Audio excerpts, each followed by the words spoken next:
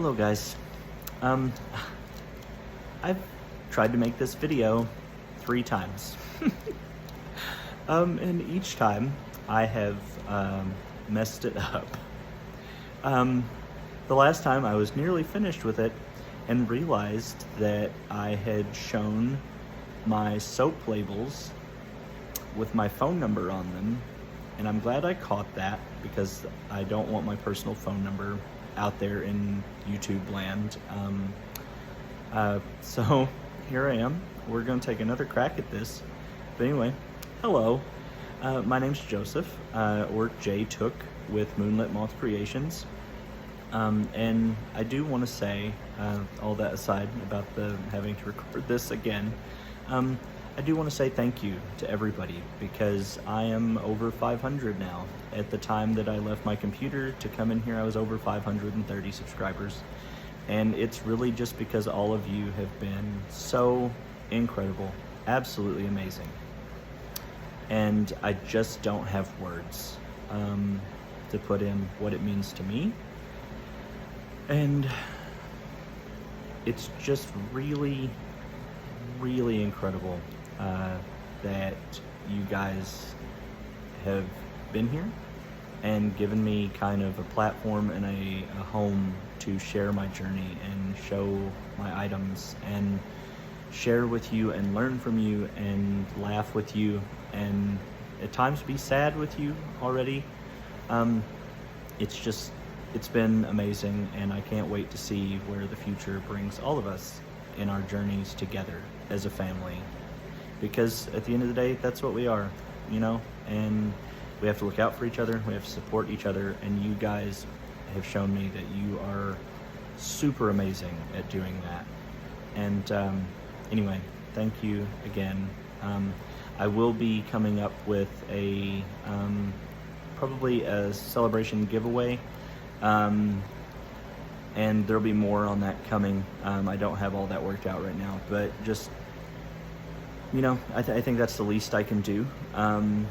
And I wanted to make this video chiefly not only for that, but I've received several requests and comments and stuff about showing my soaps that I make, because I also have put in my channel description that I do make soaps, both hot and cold process. I've pretty much switched completely now to the hot process style of soap making, but I do have experience with both methods. I'll show you here in just a second. I do sell soaps locally, you know, not anything big. I have not listed them on Etsy or anything like that. But I do have customers in my town, family and friends of family and things like that that have received my soaps. And I think I've pretty much been making all of the soap that is used in my household and a couple other houses that I know for a while now. When I started it, the name, which is actually where the Moonlit Moth part of my name on here comes from, there's a story behind that particular name that I might share on here one day. But I was using a different name. I wasn't doing the crochet and yarn stuff at the time. So my name for the business part of it was Moonlit Moth Luxury Soaps and Beauty Supply. And that was because I was involved with a beauty supply company, and I'm no longer affiliated with them. I stopped because they were changing around manufacturing facilities and all of this stuff, and items were sort of changing, and there was big backlog delays and, you know, shipping problems, and that makes it really difficult when you're trying to supply your customers and your friends and your family with reliable, consistent products. But anyway, that's a whole nother tangent. But I wanted to explain because I'm going to show this, and it has a label on it that doesn't match my now sort of business name or channel name, whatever it is you want to call it. This was some of the designs that I'd come up with.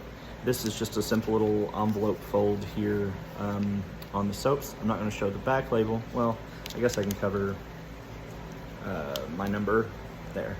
But I listed the name, general base ingredients. I do keep full database of all the soaps that I make, numbered and logged, so that I can keep track of all of that, so that if someone does request that information, because that's very important when you are making soaps, especially if you're distributing those soaps to anyone else, you absolutely want to make sure that your record keeping on your soap making is watertight, because you want to avoid any potential questions of, you know, like, oh, was there something in this? I had an allergic reaction to it. Like, I need a listing. Like, so you have to be prepared to let people know and provide that documentation, you know, and the laws on it are a little more lax, but it's just good moral business practice. And I do. So I keep all of that. So if someone does request that information, I do have that to give them. The soap that I showed you, by the way, was actually a cold process soap. It is a this is rose and Himalayan pink salt. So the little flecks that you see in there are actual rose petal in the soap. And salt does an interesting thing to flowers and any botanical thing in the soap in general, because the salt is very drying, so this soap will set up quicker. Anyway, this isn't a video about chemical process of soap making, but I did want to show some of the soaps that I made. This is one I call this High Garden. I'm a Game of Thrones fan, but so there's that. And with the cold process, you do get to play around a bit more with color, because cold process keeps vibrancy and intensity of whether it's mica that you're using as dye, or if you're using natural dyes, like certain teas, beetroot, indigo powder, things like that, that can be a natural dye. Which I do like the natural dyes a lot. I much prefer to use everything natural in my soaps. I have sensitive skin, and but with the cold process, you can play more with your colors. So, you know, you get a little more interesting color patterns, swirl techniques. You can do a lot of different styles. I enjoy big, thick chunk block soaps. So most of mine are cut thicker. But I do get requests sometimes on thinner soaps. So this is actually one of my more popular ones. It's an all vegan soap made with almond milk, actually. It's really interesting. But the cold process, like I said, you can do more with making it pretty, you know. If you're wanting to be in the market for like super eye-catchy soaps with like vibrant colors and patterns and things like that, those are the soaps you're going to see more often. If you go to craft shows or boutiques or anything like that, you're more often going to see cold processed soaps, just because people like the look of cold process. But I have almost completely switched all of my soap making to hot process, because not only is it quicker and safer once the soap is out of your soap making equipment into the molds. Hot process soap, as soon as it's ready to go into the mold, it is safe to use. It's soap. With cold process, you need to let that soap sit for at least about 4 weeks, preferably probably 5 or 6 weeks, really, to let it cure. It will set up and technically be hard enough for you to use it before that. But in cold process, the saponification, which is the process of it turning the lye, turning the oils into soap, it takes time. And if you use cold process soap before it's had thorough time to cure, it can really irritate your skin, especially depending on if you have sensitive skin, if you have skin conditions, like eczema or psoriasis, anything like that where you have those potential issues. Cold processed soap really needs that extra time to cure. Once it cures, it's completely fine. Hot processed soap, however, is ready as soon as you make it, because it does all of its saponification in the process of you making it. Because the hot process, it heats the soap to an amount that makes the saponification trigger and happen in the container that you're making the hot process soap. So I like that method better. It's more fun for me because I feel like a little bit of like junior mad scientist in the kitchen, with my pot of soap and stuff. But it's fun, and I enjoy it because not only is it easier, access to it, you can use it right away. I'd say 4 to 6 hours after you have it in the mold, you can cut it and have it sit out overnight, and it's plenty hard enough, set enough for you to use it right away if that's what you want. But it's soap, it's safe. You just can let it harden, dry out a little bit more, because the drier your soap is, the longer it will last. That's a tip also. If you keep soaps in your shower, don't do that. Keep your soaps, preferably your bar soap, if you're going to use bar soaps. It's best for having a longer life out of a bar of soap if, when you're done with it in a shower or the bathtub, whatever it is, take it out of there and sit it somewhere where it thoroughly can drain and not be in a humid environment. So even if it's just somewhere else in the bathroom, on a shelf, or something like that, don't leave it in the shower, because when you close that back up or whatever, the humidity is still in there, and the water that's sitting in a tray or around the soap will absorb that moisture. And the more moisture soap has in it, the quicker it will wear away and break down.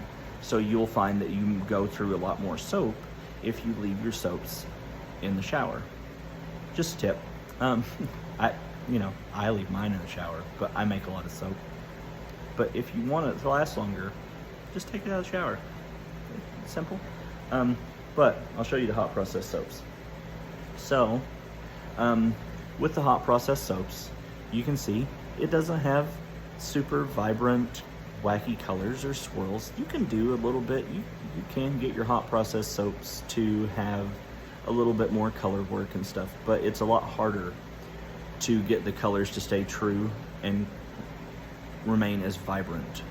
It's just, in the process, like you can see a little bit of marbling in here. This is hot process. This is actually a natural aloe and cucumber soap that I make. Pure organic cucumbers and aloe vera. I make my own paste and stuff, and it's used in this soap. This is a really nice soap.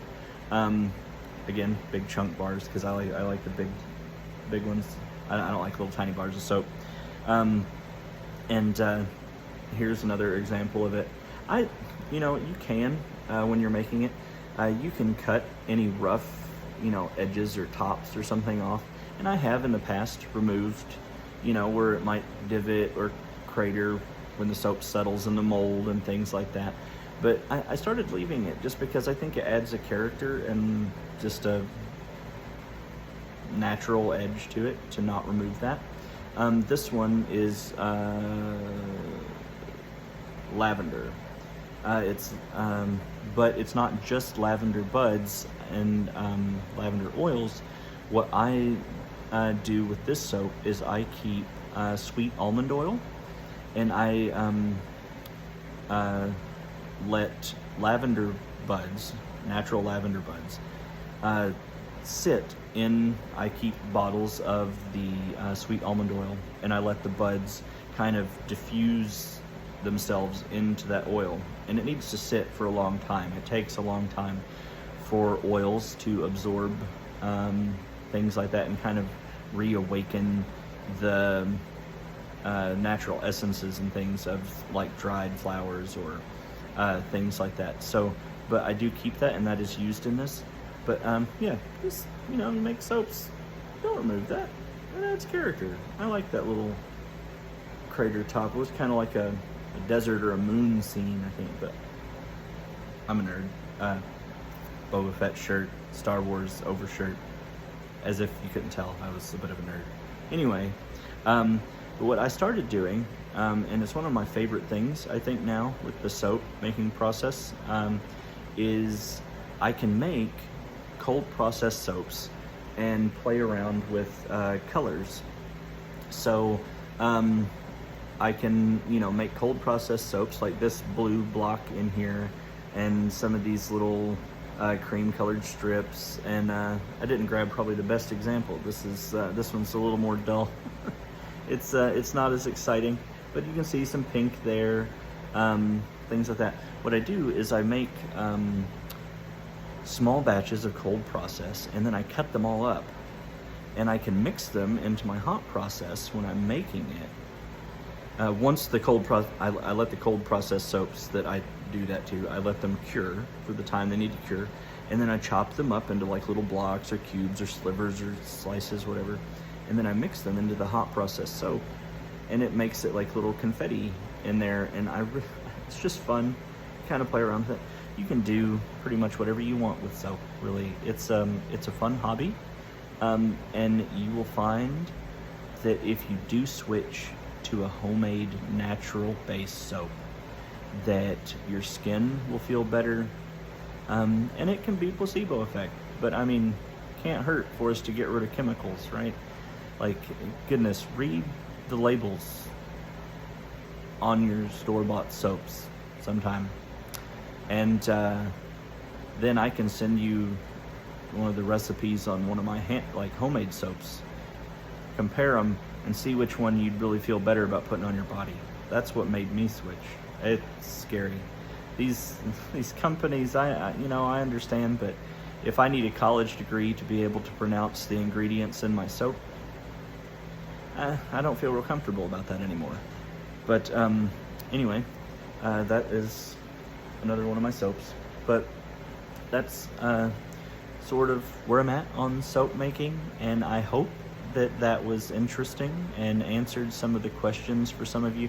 And I may work on figuring out a way, and I may do like whether it's a live or a pre-recorded episode or something showing the hot process soap making method that I use and kind of how I do that.